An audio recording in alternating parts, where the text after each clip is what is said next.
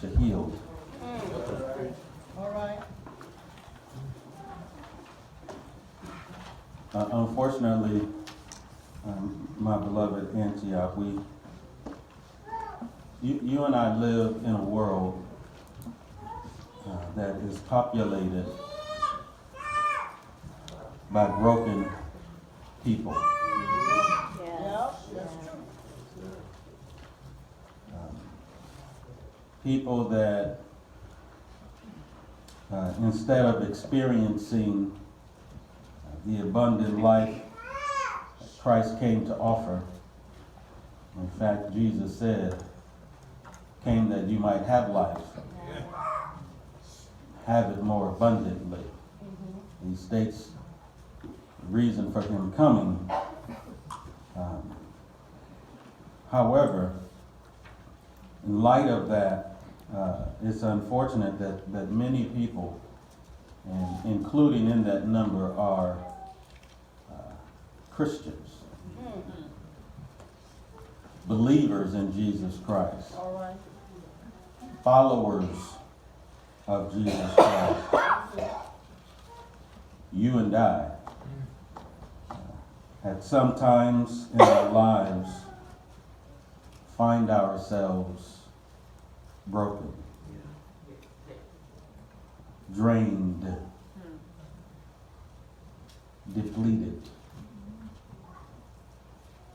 by external circumstances, by internal dispositions, and as a result, we live lives that are lower than what God has intended for us. And sometimes the joy, the peace, the hope that is available through Jesus Christ escapes us. And for some, it might even appear to be false advertisement on the part of the Lord, because of our inability to experience it, simply because we're broken. Some have all but given up looking for an answer to their brokenness. Some have resigned themselves to living out their lives, believing that things will never get better. This is all there is till I die. The plight of the broken is a lonely plight. The plight of the broken is oftentimes a bitter life. The plight of the broken is a lifeless life. It's a defeated life. And the question that I raise today for your consideration is a simple one. Does the Lord care about the broken? And if he does, well, first, does the Lord know that there are broken? Does the Lord care about the broken? And if he does, is he willing and able to rescue, to deliver, to save the broken out of their brokenness. It sounds like a question to which there is an obvious answer unless you're the one that's broken. It sounds like something that's obvious that yes, he knows, yes, he can, yes, he has, he's willing and able, but I'm here to say not so fast. Because those that are living in brokenness may not say that the answer is obvious to them. Right. And so that's our question of consideration, and it leads us into the Bible. Because in our text today, we get to see firsthand the plight of the broken. We get to see how they think, perhaps how they think, what their attitudes are, how others have responded to their brokenness. Yet when it's all said and done, we're gonna trace the journey from being broken to being healed. Right. And we're going to trace that journey in the text today because it is my firm belief some of us are broken, Yeah. God help us today. drained, depleted, defeated. And they want to know, does God know? Does God care? Is he willing? Is he able? What do I have to do to be delivered from my brokenness? Or even perhaps there's some that have passed that point and they just need resuscitation. Yeah. They've stopped hoping, Lord have mercy. stopped wishing. Some have even stopped waiting on deliverance. What does God have to say about all that today? Well, there's a story in the Bible. We read it in Luke chapter 17. This short little paragraph here, verses 11 through 19, and it traces the plight of 10 particular men as they have gotten to the point where they have begun to live out their brokenness. And you just might find yourself in the text today. All right. It is possible. It's possible. It starts off with letting us know that Jesus was traveling. He was on his way to Jerusalem, and so in order to go to Jerusalem from Galilee, he had to go down to Jerusalem because Galilee was up north, and then Samaria was in the middle, and then Judea, where Jerusalem was down below. And so he had to go down, but I've noticed in the Bible sometimes where it says that Jesus is going up to Jerusalem, even though geographically he's going down to Jerusalem, and that's because Jerusalem is high. And so directionally he's going down, but in terms of the layout of the land, Jerusalem is elevated, and so he's going up. And I'm just simply pointing that out because somebody might say the Bible ain't telling the truth. That ain't so. So he's traveling from Galilee on his way south toward Jerusalem, which is in Judea, and he's beginning his journey, and he's somewhere on the border between Galilee and Samaria. And that's an interesting place where our lesson is found today. Somewhere close to the border. That meant that Galileans and Samaritans were close to one another.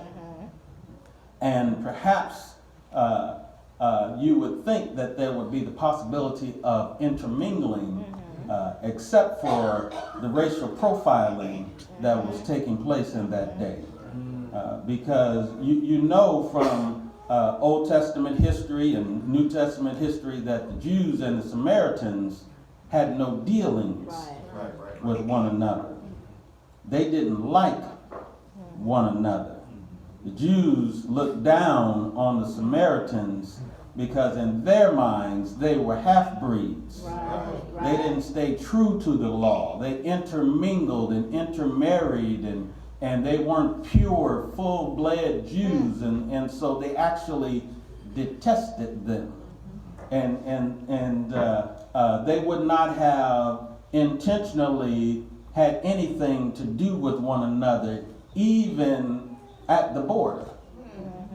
Which makes this an even more interesting scenario, because we're going to discover that there was one thing that they had in common that allowed them to intermingle with one another. So here he is. He's on his way, and Bible says that he enters into a village, and he was met, the Bible says, by 10 lepers who stood at a distance, and they talked to Jesus. This leprosy that they had is unlike anything in our day today. Let me just attempt to tell you a little bit about leprosy. It's a skin disease. And it's a disease that starts, interestingly, on the outside of the body and works its way to the inside of the body. Other episodes in the Bible will describe leprosy as people looking as white as snow, skin rashes. And when it makes its way to the inside, joints and bones begin to ache. And as it continues to erode the body, because of the nature of the disease, it would actually disfigure people's appearance. And as it made it to its later stages, the eyes would begin to dry out, and they were not able to blink. And as the skin would degenerate and corrode from the outside to the inside, at the latter stages, the digits of their hands and their feet would fall off. And there was no medicine for leprosy. No pill, no shot, no cream. There was nothing. And it was believed that leprosy was a curse from God because of sin. It was believed to be some sort of divine punishment. And people who were diagnosed with leprosy were spiritually declared to be unclean. They couldn't associate with the rest of the people. They couldn't enter into worship. And so they were colonized together. In this case, Jews and Gentiles that hated one another, that despised one another, that looked down upon one another. Leprosy brought them together. Wow. And the scripture says that 10 of them,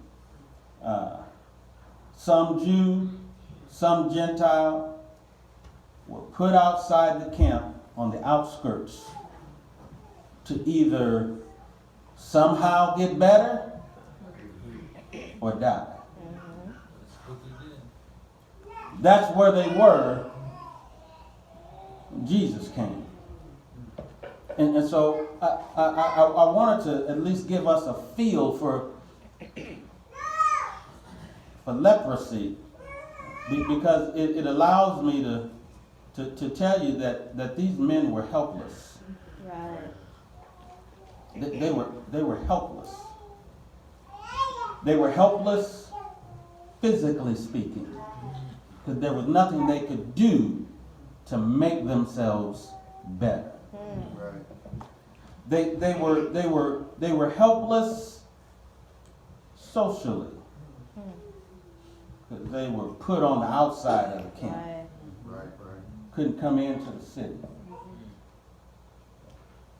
They had to stay a certain number of feet away. And the Bible says that when it was about 5 or so, 6 feet away from each other, and I read in my research that if it was windy, they had to stay 150 feet away. So to prevent the possibility of this thing spreading. So they were helpless. Physically, they were helpless. Socially, they were helpless. Spiritually, because they were declared to be unclean people. Couldn't touch other humans. Other humans couldn't touch them. They were put on the outside of the camp.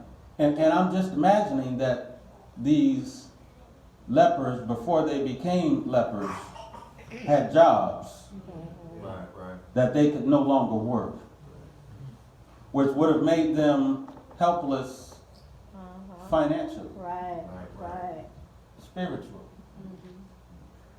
socially, physically. And I don't imagine that we are experiencing helplessness in those dimensions to those degrees. But I do want to ask you, have you ever been helpless? You ever been in a situation that has led to your brokenness, that causes you to be helpless physically? Yes. And it's caused you to be helpless socially? It's caused you to be helpless spiritually? Helpless financially? Maybe even relationally helpless. And all of that is summed up when the Bible says that they were lepers. So all you needed to know is if they had leprosy, you knew exactly what that was. Yeah.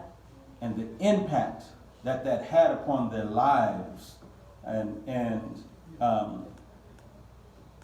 their helplessness, I believe, led them to being humble. All right. They were helpless. They were humble. And they might have started out, I'm going to beat this thing. They might have started out determined. Right. Leprosy's not going to get me. They might have had every intention of being victorious over this debilitating, deadly disease that there was no known cure for. But over time, they found themselves humbled. Yeah. The things perhaps that they were trusting in to cure them of this disease eventually failed. Right. Their money was no match for leprosy. Their determination was no match for leprosy. Their friends and social influences were no match for leprosy. Their home remedies and cures were no match for leprosy. Eventually, whatever they were trusting in to help them get rid of this disease failed them. And I believe that they started out helpless, but then they became humbled. Because they came to the conclusion, I got something that I can't fix. Right. I'm dealing with something that despite my efforts, despite my energy, despite my resources, there are no match for what I got to deal with on the day-to-day. Right. And that sounds like some of us. Yes, Lord. And there's a difference between being helpless and being humble. Yeah. You can be helpless and still placing your faith and trust in other stuff, thinking it's going to fix your stuff. And I told you last week, whatever you trust in more than God will always eventually fail. Yes, sir. That's true. That is. And these 10 fellas got to the point where they had to fess up and reckon and resign with the fact that I have a problem that I cannot fix. Yes. And that's humility. Yes. In fact, not only could they not fix it, but all they could do was warn people to stay away. Right. See, the rules were, if you had leprosy, you had to live outside the colony, and if perchance someone began to approach you, not only did you have to stay a certain distance away, but you were required by the law to yell out, unclean! Unclean! So that those that didn't have leprosy would know that you had leprosy, and there was nothing to be done, and so that they would avoid you at all costs. Right. They were humbled because they couldn't fix it. All they could do was tell folk, stay away from me. And I'm wondering, have you reached that point where you've concluded, if you're broken, that I can't fix it?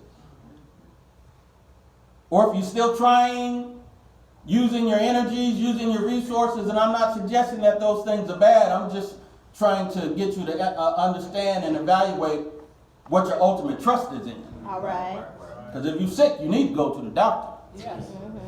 But your ultimate trust ain't in the doctor. Yeah. But sometimes people place their ultimate trust in things other than Jesus. Right. And if that's the case, there might be a humbling. These men, they were helpless men. They were humbled men. I got it. Can't fix it. You just need to stay away from me. That's how they lived. So either it got better some kind of way, or they died. They were living the plight of the broken until something happened,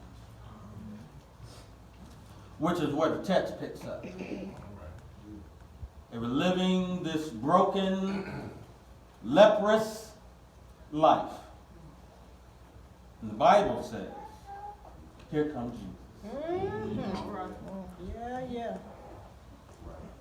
So first they were helpless, then they were humbled in some kind of way.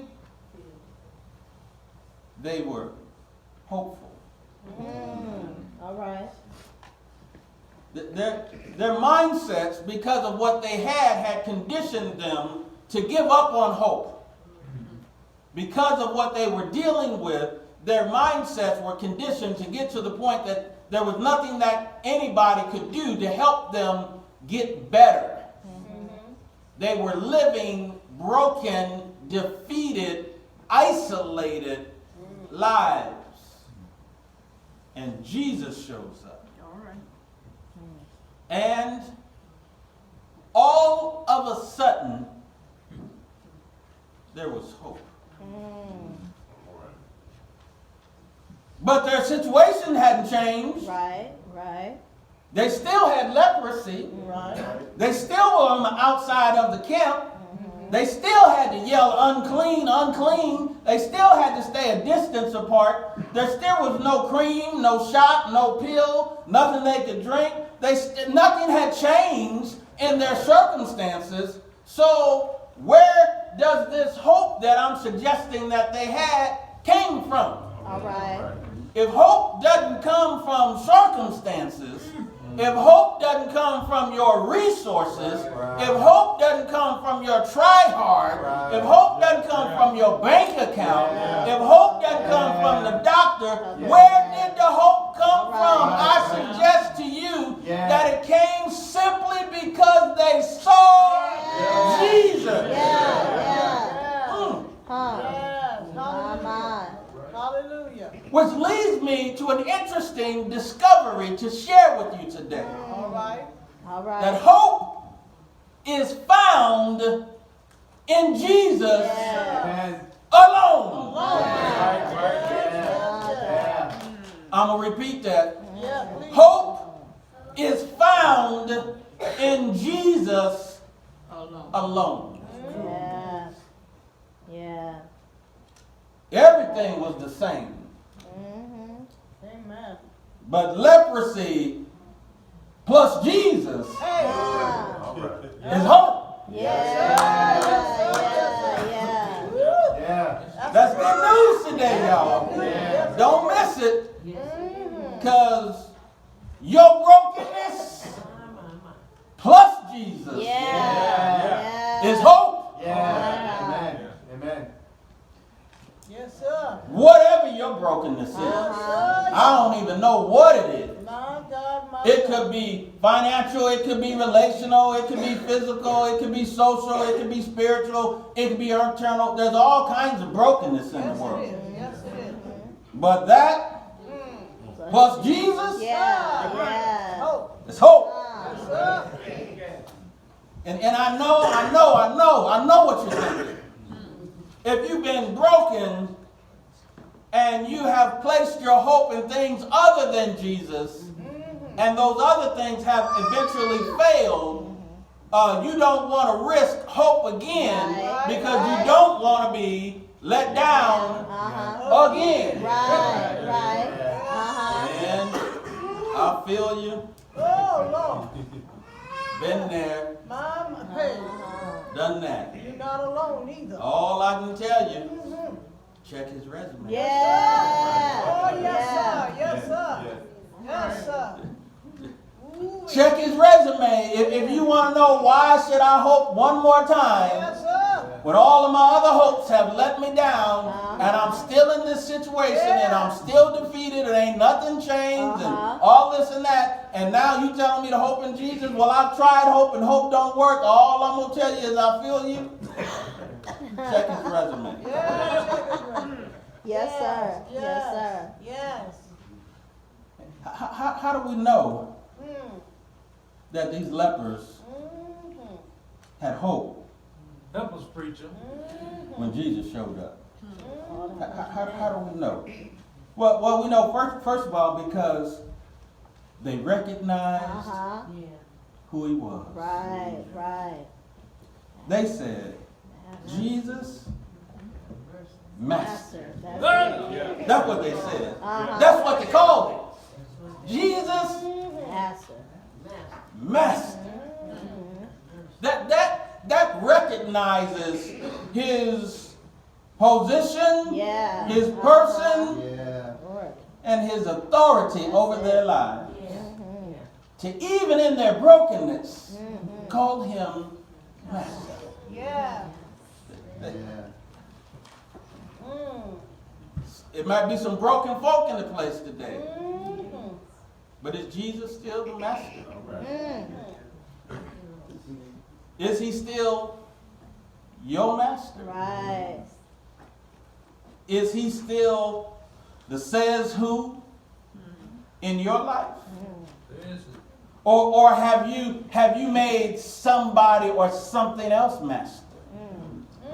Help us today, Lord. Help us today, Lord. Who do you answer to when you get broken? Wow. They said, Jesus, Master. He is the authority in their brokenness. Whatever he says, that's what they're going to do. That's what Master means. Yes, sir. Yes, sir. And I need to encourage you, don't switch masters No, no, no. because you're broken. No, no, no. He was master before the brokenness. Yes, sir. He can be master in the Yeah. brokenness. And he needs to be master after. Yeah. Amen. They recognized who he was. Jesus, Master. Amen. That's how I know they had hope. How else did... another reason that I knew they had hope is not just because they recognized who he was, but they asked for what they needed. Yeah. And that takes hope. If you don't think things are going to get better, you ain't asking nobody nothing. Right. They said, Jesus, Master, have mercy on us. They deduced with some level of accuracy what their situation called for. And they came to the conclusion that what they needed was mercy. Yes, sir. Yes, sir. Yes, sir. Oh, yes. For God to demonstrate his love toward them despite the fact that they thought that they were responsible for being in the situation in the first place. Yeah. Oh, help us today, Lord. Help us today, Lord. When you're broken, you need mercy. Yes, sir. Have you made Jesus master in your brokenness? Yes, sir. Yes. Or are you answering to another authority? And if you're still placing yourself under the authority of Jesus Christ, have you asked him for mercy? That's how I know they had hope. They were disappointed by money and friends and medicinal cures, and they were let down through social encouragement, and they couldn't even talk to folk. They couldn't even get a hug. Right. All that other stuff had let them down, and hope was nowhere to be found until Jesus showed up. Yeah. Right. They recognized who he was. Yes, sir. They asked for what they needed. They did what he said. Yeah. All right. How you know, preacher, they had hope? Because they did what Jesus told them to do. Right. Here's the interesting thing about that. Old Testament history teaches us plainly that when you have leprosy, the priest determines your leprosy, and then you got to go into this leprosy isolation protocol, and if by reason of miraculous cure you are healed of your leprosy, when you are healed of your leprosy, you got to go back to the priest, and then the priest would pronounce you clean, and then you could do those final things and then re-enter into society. But you didn't go to the priest until after you were clean. the cleansing took place. Yeah. Helpless preacher. That's not what happened in the I text. see No, it. it isn't. Huh. Jesus said, go show yourself to the priest, Helpless doctor. and there was no cleansing. Right. They still had the leprosy. Uh-huh. And Jesus said, do what folk who are cured of leprosy do, even though you still have leprosy. And that takes hope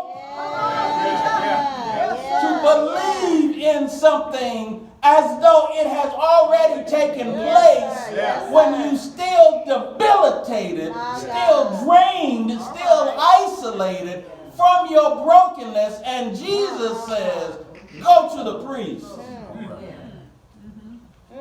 And no healing had taken place. And the lepers did what he said. Oh my goodness. Sounds like hope. Yeah. Sounds like faith. Uh-huh. Sounds like trust. All that. And Right. some kind of way, Helpless preacher. my Bible says, as they went, As they went, they were cleansed. they were clean. Hallelujah. What a blessing. Yes. See, if they went to the priest after they were cleansed, that would not have been faith, Right.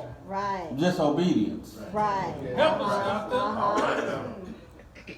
Because faith is the substance of things Hopeful. hoped for, Yes, sir. the evidence of things Not seen. not seen. Right. It would not have been faith, it just would have been obedience. Gotcha. Because that's what they were told to do. Helpless doctor. Not only was there hope, there was faith.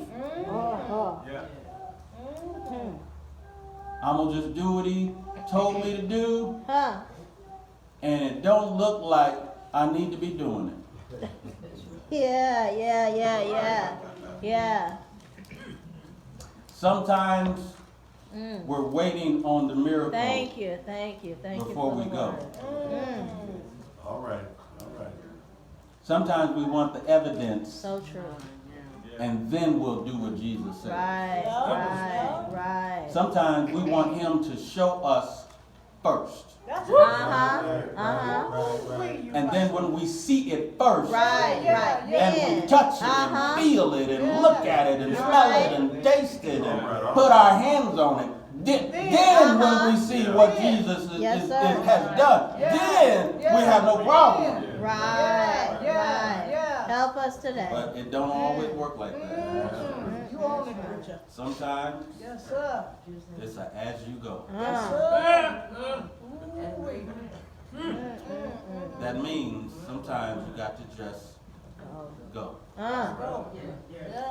My Lord. Just do it. Because he said, Yeah. don't wait for the miracle. Don't wait for the healing. Just go. Just do what he said. As they went, they were cleansed. They were helpless. They were humbled. They were hopeful. And then they were healed. Notice, they were helpless. They were humble. Jesus shows up. They were hopeful. Yeah. And then they were healed. They were helpless. They were humbled. Jesus shows up. They were hopeful. and then they were healed. Sometimes you got to go down before you come up. Yeah. Yeah. Ooh-wee. Oh, Lord, oh, Lord. Sometimes. I ain't in charge of what the time is and when the time isn't. All I'm telling you is what I'm telling you. Sometimes Yeah. you got to go down before you come up. Right. Right. Wow. So they were healed, and then what? All right. What happened after the miracle took place is just as important as what happened before the miracle took place. Let's examine All right. Help us preach. what takes place. What takes place? Okay. Verse 15, then one of them, One. that's 10%. Right. One of them, when he saw that he was healed, turned back, Yeah. praising God with a loud voice. And he fell on his face at Jesus' feet, giving him thanks. This, the Bible says, was the Samaritan, Right. the foreigner, the less than, Right. one that was racially profiled against, Right. the one that there was civil discord directed at him and his kind. Okay. He was the one. He was the one. Come back and to give God praise. Jesus says, weren't there 10? Right. Here's where it comes in, how you respond after the miracle. Jesus says, Where? where the 9? Yeah. Was there no one found to return and give praise to God except this foreigner? Here it is. When he heals you, give Yes. God Yeah. praise. Yes. Ooh-wee. That's it, though. Amen. Don't just live out the gift without thanking the giver. If he shows up in your brokenness, tells you what to do, and you do it when it don't seem like it, because you love him, you trust him, and you believe in him. When it turns out God does what only he can do, Only he can do. give God Yeah. Yes, sir. Amen. Amen. That's why we shouldn't really need worship leaders in the church. Right. I hear you. You need to come in giving Yes. God Yeah. praise. If he keeps on doing things for you, Yeah. if he's ever opened the door for you, he's ever made a way for you, All the time. if he's ever brought you through a difficult circumstance, if you're still in the middle of your stuff and you still breathing, Yeah. if it ain't over yet, Hallelujah. but you keep on waking up, Praise God. you ain't living on the street, if you're not homeless, if somebody smiles at you every now and then and shows you some type of affection, you ought to give God praise. You're right, preacher. You're right. Yes, sir. Bless you. Yes, sir. How embarrassing, at least in my mind, that 10 folk Right. got healed. Right. Only one. And only one. Only one. Uh, My. That's something. Right. what camp are you Oh, in? my Lord.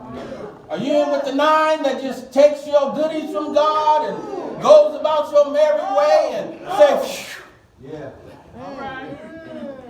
are you the one Well, that will turn back to God Yeah. Yeah.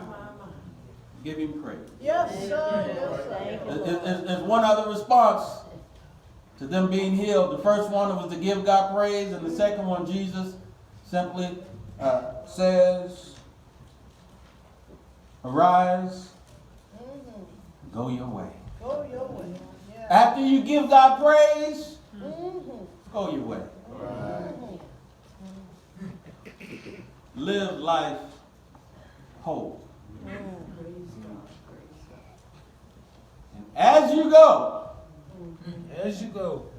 wasn't that the leper? Yes. Right. What happened? Yeah. As you go, Uh-huh. you need to tell Yes, sir. Yeah. who did what. Yeah. Wasn't that the one Right. out there in the leper colony? Wasn't his skin disfigured? Huh. Wasn't he the one that was he was white as snow? And I saw him one day and he said unclean, and I backed all the way. My. What happened? Right. Give God praise and go your way. Yes, sir. Yes, sir. And as you go, when they say, wasn't you depressed? Huh. Was. Huh. Wasn't you the one that was coming to work all sad and mopey? Oh, Lord. I was. Wasn't you the one that wasn't returning my phone calls and all of my efforts to reach out to you? Wasn't that what happened? Go your way and tell somebody else Yes, sir. Yes, sir. the good things Yes. Lord has done for you. that God has done for you. Ooh, yes, sir. There's one other phrase, the last phrase in the paragraph. The last thing that Jesus says, your faith has made you well. Yes, sir. Yes, sir. Yes, That's the last thing that Jesus says. Yes. As if he was answering the question, do you want to know how all of this happened? My. Jesus said. Faith. He didn't say it was my power on display. Right. He said your faith Yes, sir. has made you well, Yes. whole, complete, no longer broken. And it happened because of their faith. What did faith look like for them? Faith looked like for them asking Jesus for what they wanted. Faith looked like for them doing what he said, Yes, sir. regardless of the circumstance. Faith looked like for them going to the priest when they still had leprosy. But here is really the nitty-gritty to the whole sermon. All right. What does faith look like in your situation? My. Yeah. That's the nitty-gritty. We know what faith looked like for them. What does faith look like in your life?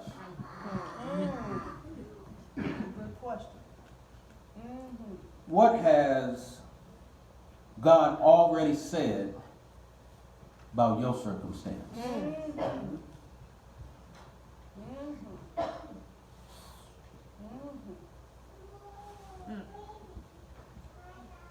The healer is here.